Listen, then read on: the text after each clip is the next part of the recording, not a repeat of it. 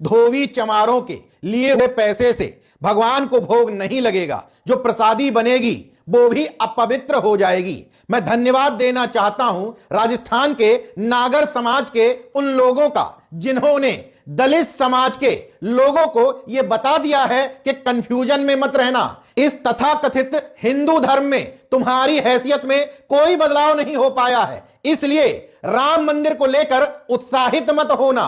दरअसल राजस्थान के झालावाड़ जिले के खानपुर थाना क्षेत्र के मुंडला गांव के लोगों ने पुलिस अधीक्षक को एक शिकायती पत्र भेजा है। उसमें स्पष्ट तौर पर लिखा है कि पहले नागर समुदाय के कुछ लोग हमसे राम मंदिर और कलश यात्रा के नाम पर चंदा मांगने आए। हमने क्षमता के अनुरूप चंदा भी दिया। बाद में वही लोग दोबारा हमारी बस्तियों में लौट करके आए और हमारे चंदे की रकम लौटाते हुए बोले, धोबी चमारों से लिए हुए पैसों से भगवान को भोग नहीं लगेगा, जो प्रसादी बनेगी वो भी अपवित्र हो जाएगी। मैं धन्यवाद देना चाहता हूं नागर समाज के लोगों को कि कम से कम उन्होंने सच्चाई तो बयां की। वैसे दलित समाज काफी हद तक जागरूक है, लेकिन उनमें भी धर्मांधता कम नहीं है। तो जो धर्मांध हो रहे थे उनको यह संकेत देने की कोशिश की है कि अभी भी उस राम मंदिर में अपनी हैसियत समझ करके जाना।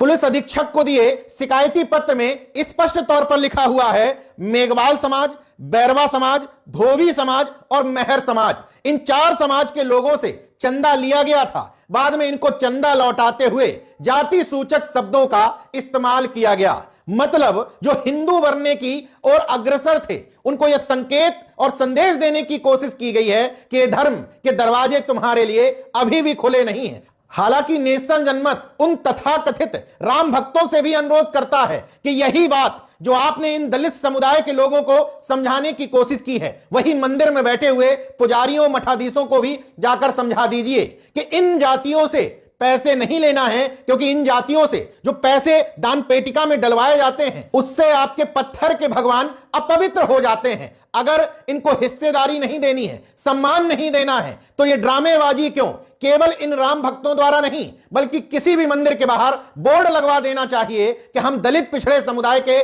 लोगों से चंदा नहीं लेंगे, क्योंकि उनके दिए हुए पैसे से हमारे भगवान और उनका भोग अपवित्र हो जाता है। बहरहाल इस तरह की खबरें जब सामने आती हैं तो नेशनल जनमत को इस तरह के तथाकथित पीड़ितों से कोई सहानुभूति नहीं होती है, जो बताते हैं कि हम मंदिर में घुसने की कोशिश कर रहे थे, हमें पीट दिया गया, भगा दिया गया, अपमानित कर दिया गया। तुम वहां करने ही क्या गए थे?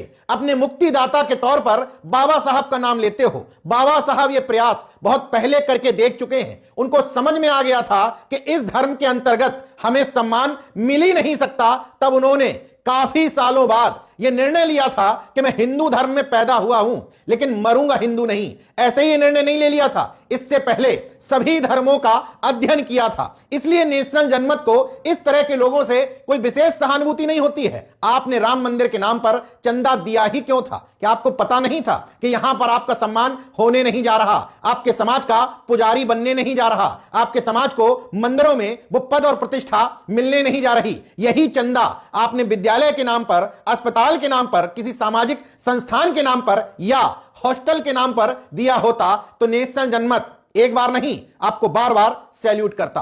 हालांकि इतना जरूर कहूंगा कि इस तरह की खबरें जब सामने आती हैं तो धर्म की चाशनी में लिपटे पड़े धार्मिक मतांधों को